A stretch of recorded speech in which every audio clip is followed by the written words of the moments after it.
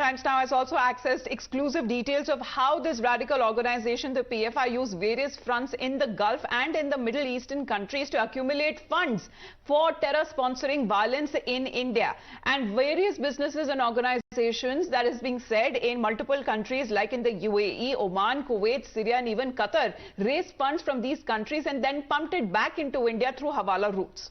So these are the details that have come in of the illegal means that had been used and how it has been guised to make it look legitimate. Real estate businesses and aids for Hajj from the UAE were also funneled to India, and in a similar way, funds were also sent to India via Hawala networks through Rehab India Foundation, which is a front of the PFI.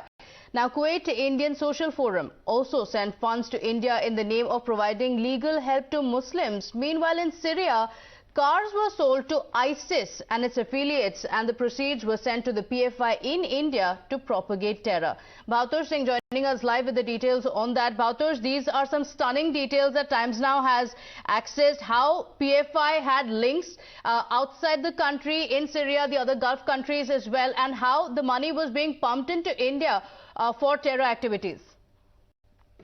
Yes, Pratibha, and this could be one of the reasons why the center banned PFI, because of its growing clout within India and also with the global terror organization. Remember, PFI over the period of time not only had its tentacles spread in 16 states, but also the fact is that it has managed to establish its contact with other global terror organizations like ISIS, and that's why one of the reasons to ban it was its growing proximity with organizations like terror organizations like ISIS. Now, PFI had always denied these charges, claiming that it's a religious social organization, but investigation that was carried out by central agencies, even like by the Enforcement Directorate, clearly showed that it was receiving finances from Gulf countries, and it was laid in a manner in which it would have appeared very legitimate. Now, there were donors from Gulf countries who were giving the donation in a manner in which it appears to be genuine.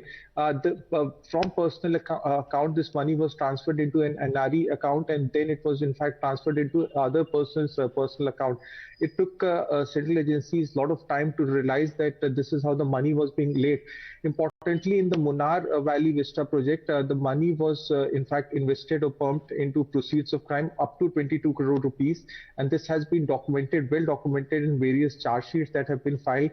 Even the NIA charge sheet, as well as in the remand note, it has been specifically mentioned that they were planning to carry out targeted killing. Now, the targeted killing was not only of BJP leaders.